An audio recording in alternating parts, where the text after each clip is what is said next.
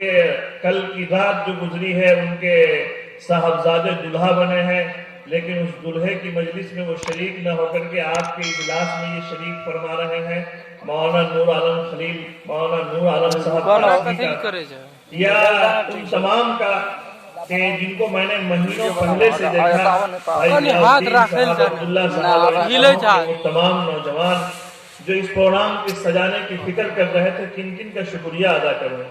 میں سمجھتا ہوں کہ بھائی ہم سب مل کر کے اس رب العالمین کا شکریہ ادا کریں جس اللہ نے ہم کو اور آپ کو اس بات کی توفیق عطا فرمائی کہ ہم اس طرح کی مجلسیں لگائیں اور درود پاک پڑھیں اس نبی برحق پر جو ہم سب کے آقا ہے، وہ نبی آخر الزماں ہے، رحمت للعالمین ہے، جناب محمد الرسول اللہ صلی اللہ علیہ وسلم۔ لوگوں، اسی 15 منٹ کے اندر جو اجلاس کا عنوان ہے اس کے تعلق سے بھی مجھے گفتگو کرنی ہے اور ایک دو باتیں بتا کر کے پھر میں نیچے بیٹھوں گا۔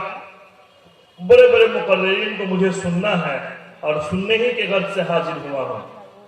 لوگوں، ہم اور آپ انسان ہیں، فرق اتنا ہے کہ ہم اوپر بیٹھائے گئے ہیں اور آپ نیچے بیٹھے ہیں۔ کچھ وہ بھی لوگ ہیں انسان جو اس طرف چکر کاٹ رہے ہیں، بازاروں کی زینت بنے ہیں، وہ بھی انسان ہیں جو ابھی تک اپنے گھروں میں ہیں، اور وہ بھی انسان ہیں جو کڑاکے کی ٹھنڈک میں سخت کوہرے کے باوجود اس اجلاس میں شرکت کے لیے حاضر ہوئے ہیں۔ ہم سب انسان ہی ہیں۔ لوگوں، اس انسانیت کی اصلاح کیسے ہو اور اس انسان کو کیسے سدھارا جائے؟ جتنے مقررین آئیں گے ہر آدمی اپنے اپنے طریقے کے مطابق، اپنی فکر کے مطابق، اپنے علم کے مطابق گفتگو کریں گے اور کرتے ہیں۔ کوئی یہ کہیں گے کہ معاشرہ خراب اس لیے ہے کہ تعلیم کا انحطاط ہے، تعلیم کی دوری ہے، اور اگر تعلیم عام ہو جائے تو معاشرے کی اصلاح ہو جائے گی۔ یہ بھی صحیح ہے۔ ہم آپ سے پوچھیں گے کہ بھائی معاشرے کی اصلاح کیسے ہو، تو کوئی یہ کہیں گے کہ بھوک کی وجہ سے، فاقے کی وجہ سے، غربت کی وجہ سے معاشرہ اصلاح کے ترقی کی طرف نہیں جا رہا ہے۔ ملک کی تعمیر اور ترقی اسی وقت ہوگی جبکہ دولت کی بات کی جائے، مال کی بات کی جائے، اور لوگوں کے اندر اگر مال آ جائے تو سب ٹھیک ہو جائے گا، تجارت کی طرف دھیان دی جائے۔ یہ بات بھی صحیح ہے۔ کچھ یہ کہیں گے اور اکثر لوگ یہ کہتے ہیں کہ سماج ترقی اس لیے نہیں کر رہا ہے، سماج میں بگاڑ اس لیے ہے اور گاؤں اس لیے نہیں سدھر رہا ہے کہ تنظیم کے لوگ، مدرسے کے لوگ، قائدین میں اصلاح خود نہیں ہے تو وہ کیا اصلاح کریں گے؟ گویا کہ وہ اپنا ٹھیکرا ان لوگوں پر پھوڑتے ہیں کہ بھائی اس کی اصلاح ہو کہ پہلے تنظیمی طور پر لوگوں کو مضبوط کیا جائے۔ لوگوں، ہمارے اور آپ کے سامنے حضرات انبیاء کا پورا واقعہ، نبی برحق جناب محمد الرسول اللہ صلی اللہ علیہ وسلم کی تعلیمات موجود ہے۔ وہ کیا ہے کہ ضروری ہے کہ علم کا فروغ ہو، ضروری ہے کہ تجارت میں لوگ آگے بڑھیں، یہ بھی ضروری ہے کہ اتحاد اور اتفاق ہو۔ لیکن آج کی اس اجلاس کا جو عنوان ہے تعمیر ملت، وہ اس بات کی طرف داعی ہے کہ تعمیر ملت کے لیے ضروری ہے کہ لوگوں کے دلوں کی اصلاح کی جائے، لوگوں کے دلوں کو سدھارا جائے، لوگوں کے دلوں کی دنیا کو بدلا جائے۔ ایک آپ دیکھیں گے ابھی ہر گاؤں میں، اور اس صوبے کے وزیر اعلیٰ اس وقت آپ کے ضلع سے گزر کر کے ارریہ سے بھی ہو چکے ہیں، ہر جگہ گھوم گھوم کر کے جائزہ لے رہے ہیں، مختلف ضلع میں جا کر کے مختلف کاموں کو دیکھ رہے ہیں، گھر گھر جل جل یوجنا کا وہ دیکھ رہے ہیں۔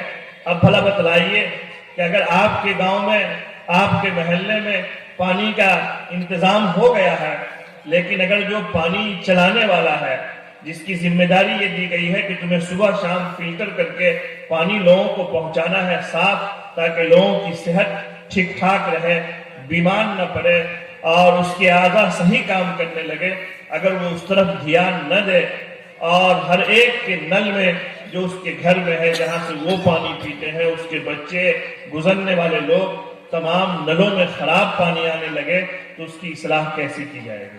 ایک طریقہ تو یہ ہے کہ بھئی ہر آدمی اپنے اپنے گھر میں اور اپنا اپنا جو نل لیا ہے اس پانی کو نکال کر کے اس کو فلٹر کا انتظام کرے، اسے گرم کرے، اسے چھانے، پی لے۔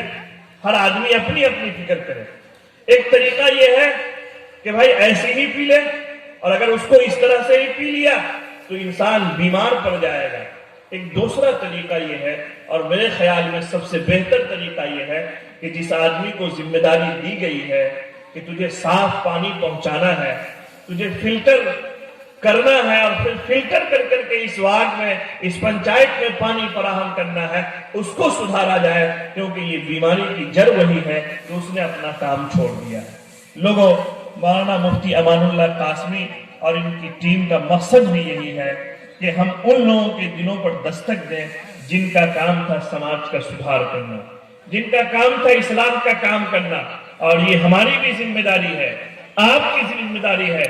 اس لیے آج کی اجلاس کے بعد آپ یہ سبق لے کر کے جائیے کہ اس وقت سب سے زیادہ ضرورت ہے ایمان کی حفاظت کی، اس وقت سب سے زیادہ ضرورت ہے اسلام کی حفاظت کی۔ آج جو لوگ موبائل کو دیکھتے ہیں، موبائل پڑھتے ہیں، خبروں کا جائزہ لیتے ہیں، جو لوگ نیٹ پر رہتے ہیں، آپ اس کے واقعات کو سنیے۔ سب سے زیادہ واقعات اس وقت یہ رونما ہو رہے ہیں کہ ہماری بہنیں، ہماری بیٹیاں غیروں کے ساتھ جا رہی ہیں۔ علماء اس کے مذمت کے خلاف تقریریں کر رہے ہیں، لوگ تحریر لکھ رہے ہیں، گاؤں میں پنچایت بھی لوگ کر دیتے ہیں، لیکن بھلا بتلائیے کہ کیا اس کا علاج یہی ہے؟ اے لوگوں، اس کا علاج یہ ہے ہی نہیں۔ مرض کا صحیح علاج نہیں کیا جا رہا ہے۔ کوئی درخت کے پتے اگر سوکھنے لگ جائے، درخت کی ٹہنیاں اگر سوکھنے لگ جائے، اس کا یہ علاج نہیں ہے کہ اس درخت کو کی ٹہنیوں کو کاٹ لیا جائے، بلکہ اس کا علاج یہ ہے کہ اس کی بیماری پر غور کیا جائے اور پھر اس کے مطابق اس کے جڑ میں دوا دی جائے۔ اے لوگوں، اگر کوئی بیٹی اور کوئی بہن جو ہماری ہے غیروں کے ساتھ جا رہی ہے، صرف افسوس یہ نہیں کہ وہ جا رہی ہے بلکہ وہ ایمان سے باہر نکل رہی ہے۔ مجھے افسوس اس بات کا کہ روزہ ٹوٹ جائے، اس کے مسائل لوگ مفتیان کرام سے پوچھتے ہیں، نماز اگر باطل ہو جائے، مفتی عقیل انور صاحب مظاہری جو ہمارے یہاں کے ناظم تعلیمات ہیں ان سے مسائل پوچھے جائیں گے۔ اس بات کے بھی مسائل پوچھتے ہیں کہ وضو کن کن چیزوں سے ٹوٹ جاتا ہے، لیکن آج ہمیں کوئی عالم یہ بتائے، اور میں گواہ ہوں اس بات کا کہ ایمان کے بھی نواقص ہیں اور ایمان بھی ٹوٹ جاتا ہے، ایمان بھی دلوں سے نکل جاتا ہے، لوگوں کی اس کی فکر نہیں ہے۔ اے لوگوں، ضرورت اس بات کی ہے کہ ایمان کا تحفظ کیا جائے۔ یہ ایمان انسانوں کے لیے سب سے بڑی دولت ہے، یہ ایمان سب سے بڑی نعمت ہے، اس ایمان کی بڑی اہمیت ہے۔ اگر ایمان نہ ہو تو آپ کا روزہ بھی نہیں، آپ کی نماز بھی نہیں، آپ کی زکوٰۃ بھی نہیں، آپ کی قرآن کی تلاوت بھی نہیں۔ اس لیے ایمان کا تحفظ کیا جائے، ایمان کو بچایا جائے اور مومن کو مومن کامل بنایا جائے۔ ہم ان بیٹیوں کے لیے فکر مند ہوں جو بیٹیاں غیروں کے ساتھ جا رہی ہے، نہ صرف یہ کہ وہ نکاح کر رہی ہے بلکہ نکاح ہوگا ہی نہیں اس کا۔ لوگ پوچھتے ہیں کہ شادی کر لیے، بھلا بتلائیے کہ بھائی اس کا اسلام، اس کا دھرم کچھ اور، اس کا دھرم کچھ اور، کیا وہ نکاح ہوگا؟ وہ نکاح ہی نہیں ہے لوگوں۔ اے لوگوں، کیا بچایا جائے گا؟ اس کی تجویز، اس کے اوپر فکر کیا جائے۔ سب سے بہتر طریقہ اور سب سے افضل طریقہ اسلام نے بتلایا۔ اسلام نے اس کا علاج کیا ہے۔ اسلام نے اس کا یہ علاج کیا کہ بھائی اس کو اچھے لباس، اس کو ساتر لباس، اس کو ایسا لباس پہنایا جائے جس میں وہ پردے میں ہو۔ اے لوگوں، آپ روڈ کے کنارے گوشت کا ٹکڑا